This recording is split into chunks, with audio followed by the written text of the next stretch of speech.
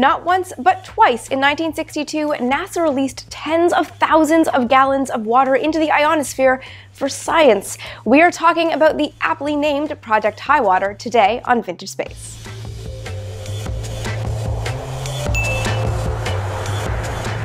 Project Highwater is perhaps one of the least known programs in the early Apollo era because it didn't really do all that much. It really was exactly what the name is, water that went high above the Earth. So what was the point of releasing water into the ionosphere?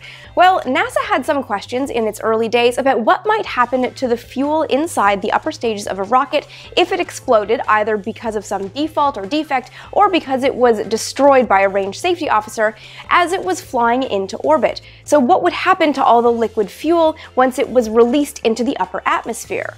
Well, NASA couldn't just replicate the upper atmosphere in a lab, so decided, well, we have a big enough rocket, let's release water and see what happens, and then use that as the data points. Hence, Project Highwater. Both launched on Saturn I rockets, which were early versions of the Saturn family that eventually begat the Saturn V.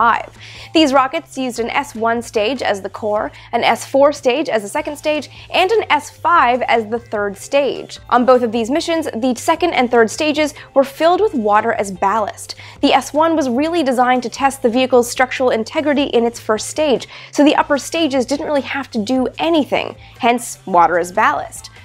SA-2, the first Highwater launch, was on April 25th of 1962.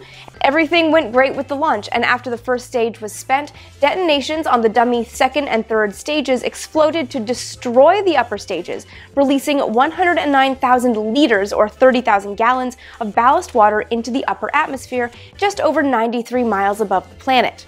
This mission was repeated with SA-3 on November 16th of 1962. On this flight, the same amount of water was launched as ballast and released at 104 miles above the planet. Within 5 seconds of the water's release, observers saw it turn into a massive cloud stretching about 5 miles across. The test also came with some disturbance to radio frequency. There was some loss of telemetry once the cloud took shape. Because the results from Project Highwater were firm and it was successful, this was deemed the first time the Saturn rockets were actually used for straight-up science. But some people at NASA felt differently. Many believed that Project Highwater was just a thing to do because they needed a thing to do with the Saturn I rocket. The rockets were already launching with water as ballast, so why not release that water and see what happens? Still, I kind of love the typical 1960s innovation of saying, well, we're launching all this water, let's just release it and see what happens. Because you guys know that my favorite thing about vintage technology is that when you don't have computers to model it, you just gotta do it and see what happens. So what are some of your favorite weird pre-computer testings that you've heard of from the Apollo era that you'd like me to look into?